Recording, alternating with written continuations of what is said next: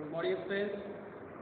Today we are going to start class 9 Beehive, chapter number 1, The Fawn They Had, written by Isaac Asimov. Friends, in the previous class, we read the first chapter of Women, and here is the first chapter of Beehive. The chapter name is The Fawn They Had. Actually, this is the story about the future generation, यानी कि आने वाले जो हमारे future के 100 साल बाद कैसा दृश्य होगा, कैसे स्कूल में पढ़ाई होगी, कैसे बच्चे पढ़ेंगे, क्या माहौल होगा, इसको लेकर के चैप्टर में इस स्टोरी में बताया गया है। ये स्टोरी जो है, इसके दो लीडिंग कैरेक्टर हैं, एक है टॉमी, दूसरा है मार्गी। मार्गी जो होती है वो 11 ईयर्स की होती है और टॉमी जो होता है वो 13 ईयर्स का होता है, यानी कि 2 साल से बड़ा होता है। कहानी स्टार्ट होती है, मार्गी जो है डायरी मेंशन करती है, अपना एक डायरी खुद का लिखती है। आप जानते हैं स्टूडेंट कि हम लोग डायरी मेंशन करते हैं जिसको अच्छा लगता है, जैसे हमारे जो फादर ऑफ नेशन थे महात्मा गांधी, वो भी डायरी लिखा करते थे। तो मार्गी जो है वो डेली जो भी अपडेट्स होते हैं, जो भी वो दिन भर में कार्य करती है, उसको रात में वो डायरी में मेंशन करती है। तो डायरी में वो अपना लिख रही है एक बुक के बारे में। जब ये शायद एग्जिस्ट नहीं होगा, यानी कि आने वाले लगभग 100 ईयर्स के बाद जो स्टडी सिस्टम होगा वो टोटली डिफरेंट होगा, यानी कि उस समय बुक नहीं होंगे, उस समय सिर्फ इंटरनेट होगा, कंप्यूटर होगा और रोबोटिक टीचर होंगे, ऑनलाइन क्लासेस होंगी। यानी कि जिस तरह से आप स्कूल में आज आकर के पढ़ते हैं, जिस तरह से आप अपने फ्रेंड्स साथ में बैठ करके पढ़ते हैं, स्टडी करते हैं, और जो वुमेन टीचर होते हैं आपको पढ़ाते हैं, होमवर्क देते हैं और चेक करते हैं, ऐसा बिल्कुल नहीं होने वाला है। इसको सोच करके कि कैसा फ्यूचर में स्टडी होगा, किस तरह टीचर होंगे, सिलेबस होंगे, होमवर्क होगा, क्लास वर्क होगा, यही इस कहानी में डिस्कस किया गया है। और ये दो बच्चे हैं, यानी मार्गी और टॉमी, ये डिस्कस कर रहे हैं इसको लेकर के। तो वो एक डायरी में अपना मेंशन करती है एक बुक के बारे में। वो बुक जो शायद उस ग्रैंडफादर के टाइम, यानी बिफोर 100 ईयर्स, यानी कि जो अभी का टाइम है, उस टाइम से लिया हुआ है। और वो बिल्कुल उसके लिए स्ट्रेंज है, because she use to read on the screen board, on the computer, on the laptop. She has not seen the book, but इस book is totally new for her. So थोड़ा सा अमेज्ड होती है, उस बारे में लिखती है कि आज मैंने अपने घर में एक बहुत ही पुराना सा बुक पाया, जो शायद मेरे ग्रैंडफादर का से बिलोंग करता है।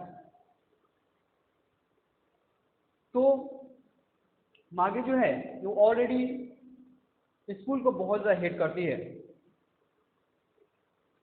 टॉमी, जैसे मैंने बताया कि मार्गी से थोड़ा सा 2 साल ज़्यादा बड़ा होता है और उसके अपेक्षित वो ज़्यादा बुक्स को पढ़ा भी होता है।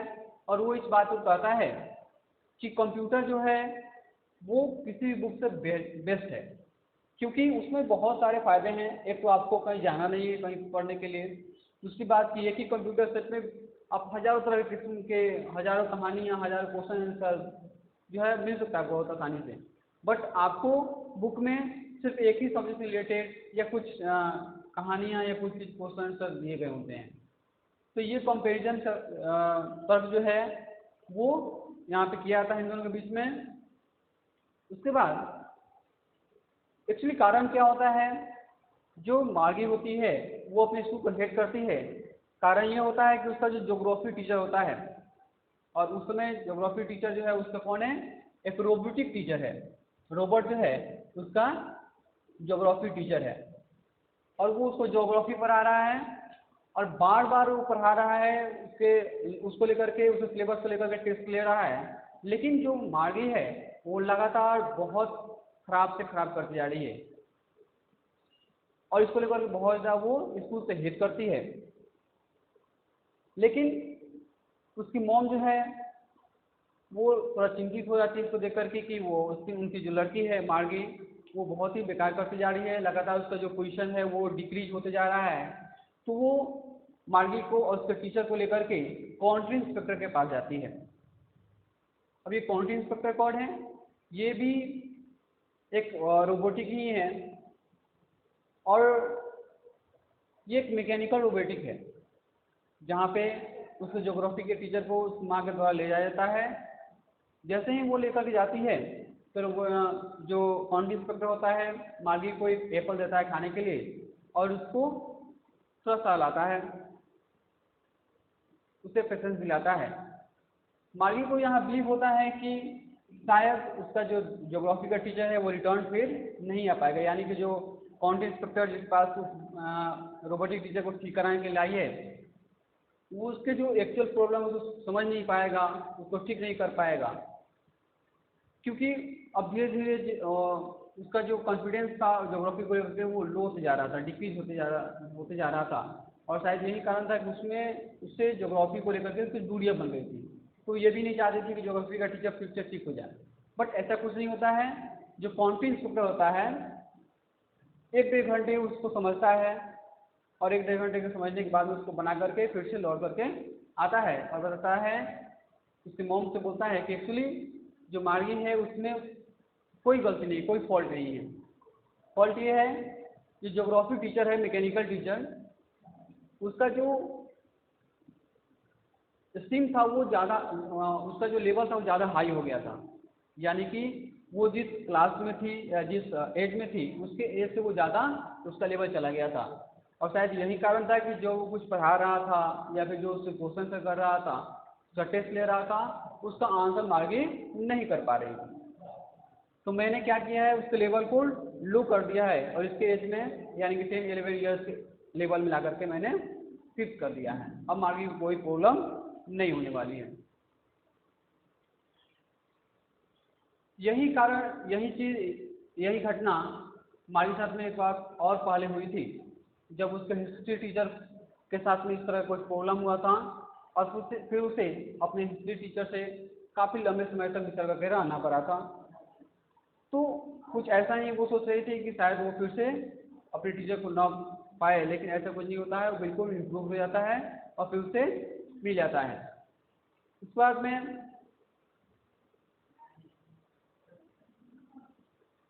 जो मार्गी होती है और टॉमी फिर से उसे बात करने लगते हैं उसी बुक को लेकर के, और चर्चा का विषय यही होता है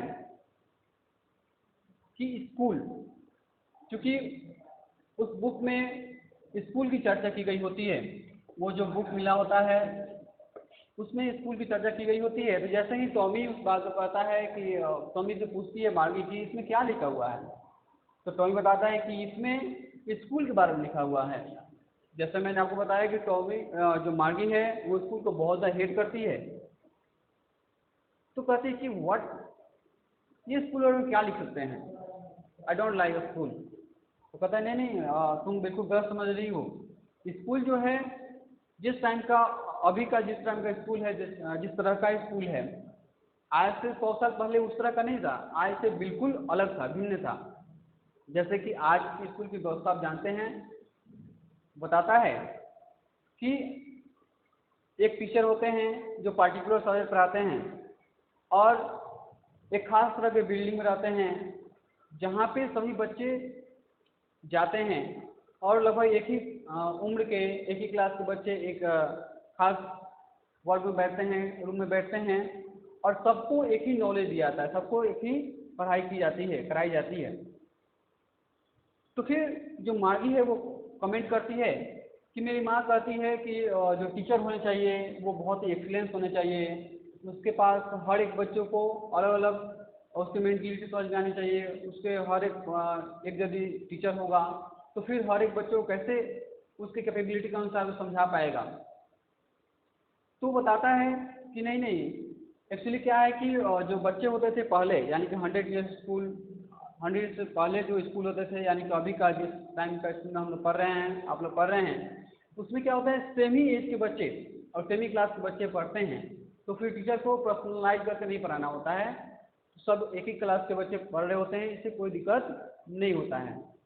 मार्गी थोड़ा सा अब इसमें इंटरेस्ट लेने लगती है स्कूल के बारे में जानने के लिए। और जो टॉमी है वो कहता है कि मेरे फादर जो हैं, तुम जैसे कह रही हो कि टीचर कैसे पॉसिबल है कि वो सब किसी को पढ़ा दे, तो मेरे फादर जो हैं वो लगभग जितनी चीज़ें हमारे रोबोटिक टीचर पढ़ाते हैं उतना नॉलेज उनके पास में है। यानी कि आदमी जो है उसका जो ब्रेन है वो किसी कंप्यूटर से कम नहीं है, और आदमी ही इस कंप्यूटर को बनाया है, तो आदमी को किसी तरह से कम आंकना ये तुम्हारे लिए ठीक नहीं है। वो इस बात को प्रूव करता है। इस बात में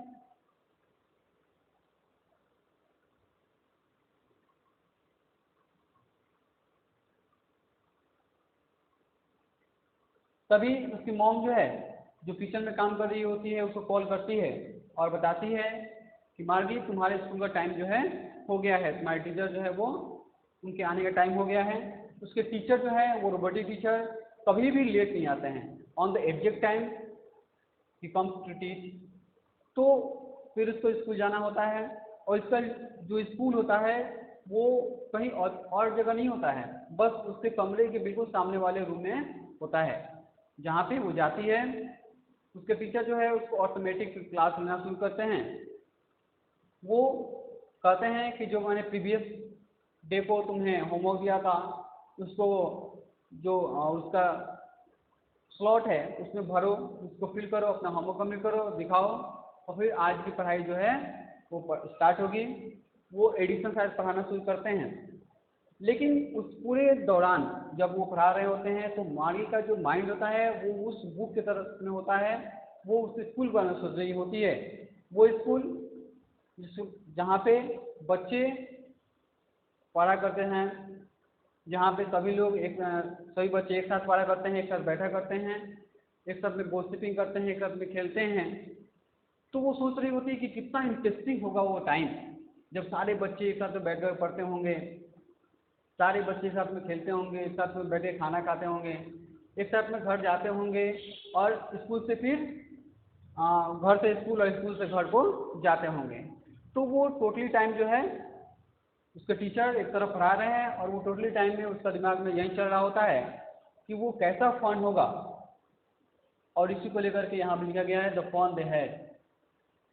वो उस फन के बारे में सोचती है जो आज से 100 ईयर्स पहले, यानी कि अभी जो हम लोग कर रहे हैं, अभी जो फन हम लोग कर पा रहे हैं स्कूल में, उस फन के बारे में सोचती है और कहती है द फन दे हैड।